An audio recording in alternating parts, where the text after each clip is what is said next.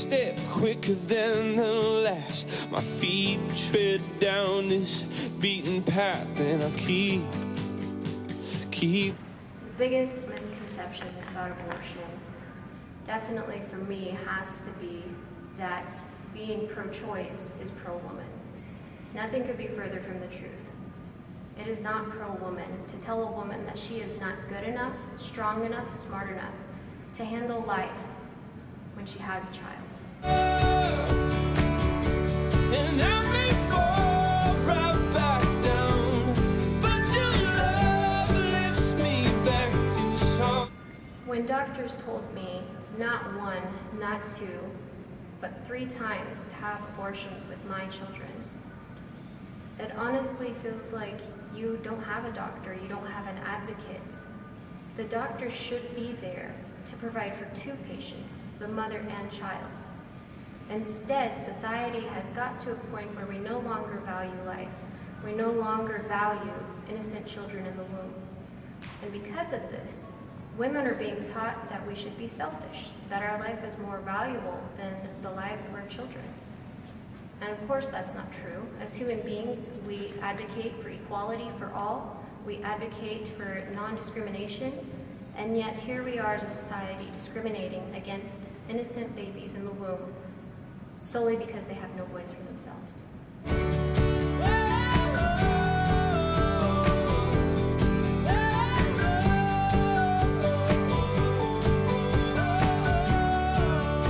Many people believe that women's lives are at risk when they're pregnant, and they believe that you have to sacrifice, potentially putting yourself in danger, possibly dying, when again, this is absolutely a lie. This is a falsehood that we've been fed as a society.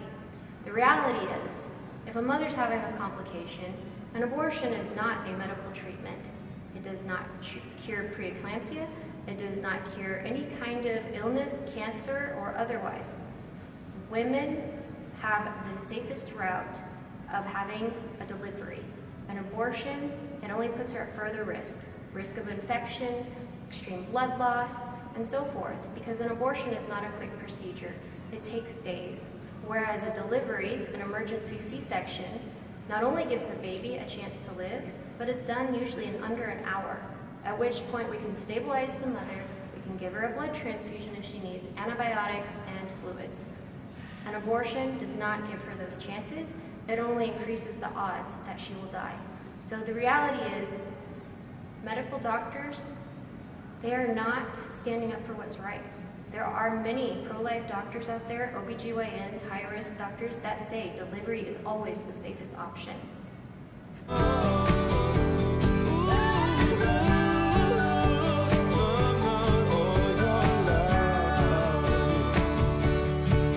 My children are my whole world. I wouldn't be here if it weren't for them. I was at a point in my life where I was dark, lonely, and I felt like there was nothing beautiful left in this world. It wasn't until I was raped and tortured for 3 days and became pregnant from that I had something to fight for, that I had someone relying on me and someone who loved me endlessly. And with every child after, I felt more and more love grow in my heart, and because of them, I'm now able to spread that love to other women who are vulnerable and scared, as well as sharing my stories with the world so that hopefully someone out there who needs a positive voice, who needs someone that's going to stand up for what's right, hopefully they will find our stories and see how miraculous my children are and how they have changed my life for the better. People see sometimes children as a burden, but the reality is children make us better. They make us want to be smarter, stronger. We try so hard to be a good example to them. It's a beautiful thing. Motherhood, fatherhood, it shouldn't be taken for granted.